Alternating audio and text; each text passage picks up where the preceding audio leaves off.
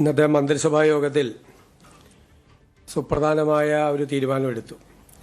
സംസ്ഥാന സർക്കാരിൻ്റെ ഇന്ദിരാ ഗ്യാരണ്ടി പദ്ധതിയുടെ ഭാഗമായി ആദ്യ മന്ത്രിസഭാ യോഗത്തിലെടുത്ത തീരുമാനം അനുസരിച്ച് ജൂൺ 15-ാം തീയതി മുതൽ പ്രായഭേദമന്യേ എല്ലാ സ്ത്രീകൾക്കും ട്രാൻസ്ജെൻഡർ വ്യക്തികൾക്കുമായി KSRTC ബസ്സിലെ ഓർഡിനറി സർവീസുകളിലെ ബസ്സുകളിൽ സൗജന്യ യാത്രാ സ്കീം ജൂൺ 15 മുതൽ നടപ്പിലാക്കുന്നതിന് അതിനുള്ള അംഗീകാരം നൽകാൻ വേണ്ടി തീരുമാനിച്ചു.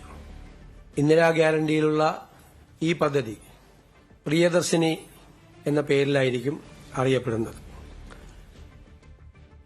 വരുമാനം കണക്കാക്കിയിട്ടില്ല, പ്രായം കണക്കാക്കിയിട്ടില്ല, കണ്ടീഷൻസ് ഒന്നും ഇല്ലാതെ ആദ്യം ഓർഡിനറി ബസ് സർവീസിലാണ് ആദ്യഘട്ടത്തിലെ ഈ പദ്ധതി സൗജന്യ യാത്ര തീരുമാനിച്ചിരിക്കുന്നത്. ഇത് സർക്കാരിന് ഒരു മാസം 65-70 കോടിയോളം ബാധ്യത വരും.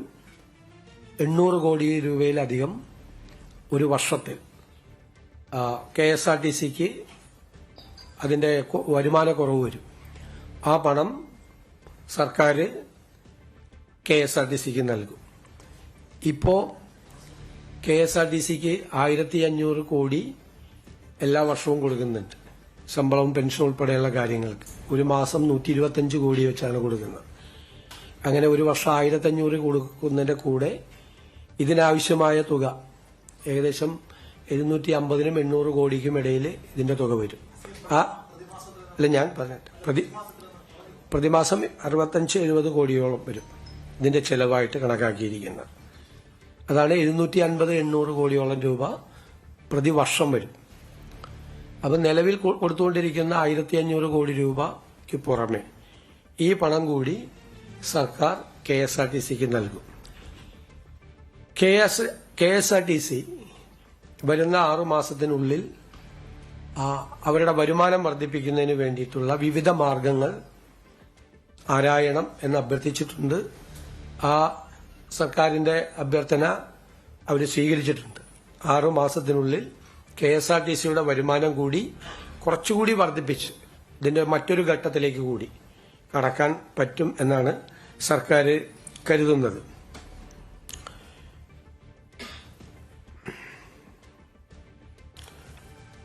അതുപോലെ ഗവൺമെന്റ് ലീഡർമാരെ 40ഓളം പേരെ പുതിയതായി നിയമിച്ചിട്ടുണ്ട്. നേരത്തെ നിയമിച്ചത് കൂടാതെ അതിൽ special government leader, senior government leader എന്ന തസ്തികകളിലേക്കാണ് നിയമിച്ചിട്ടുള്ളത്. സ്റ്റേറ്റ് അറ്റോർണിയായിട്ട് അനൂപ് നായരെ നിയമിച്ചു ഹൈക്കോടതിയിൽ. ഇത്തരം തീരുമാനങ്ങളാണ്, ഈ തീരുമാനങ്ങളെല്ലാമാണ് ഇന്നത്തെ മന്ത്രിസഭാ യോഗത്തിലെടുത്തത്.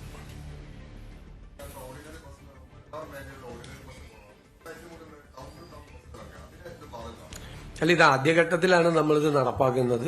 ഓർഡിനറി ബസ്സുകളിലാണ് നടപ്പാക്കുന്നത്.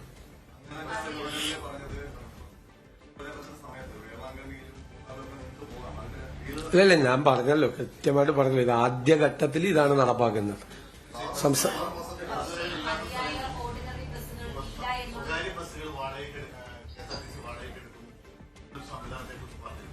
അല്ല, അതിനെക്കുറിച്ചൊന്നും ഇപ്പൊ അതിനെക്കുറിച്ചുള്ള തീരുമാനങ്ങളൊന്നുമില്ല.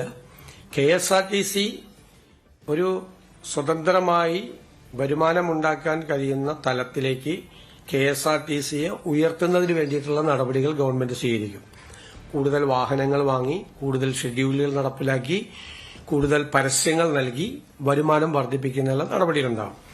ഇത് നമ്മൾ പ്രഖ്യാപിച്ച പദ്ധതിയുടെ ആദ്യഘട്ടമായിട്ടാണ്. ഇപ്പോൾ തന്നെ ഞാൻ പറഞ്ഞതുപോലെ 750-800 കോടി രൂപ ഒരു വർഷത്തിൽ ഗവൺമെന്റിന് അധിക ചെലവ് വരുന്ന ഒരു പദ്ധതിയാണ് ആദ്യ വർഷത്തിൽ തന്നെ.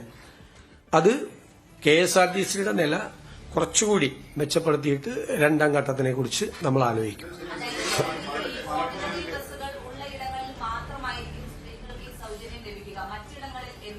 അല്ല, ഓർഡിനറി ബസ്സിലാണല്ലോ ഇപ്പൊ സൗകര്യം കൊടുത്തിരിക്കുന്നത്. ഓർഡിനറി ബസ്സിൽ സൗജന്യം ഉണ്ടാവും.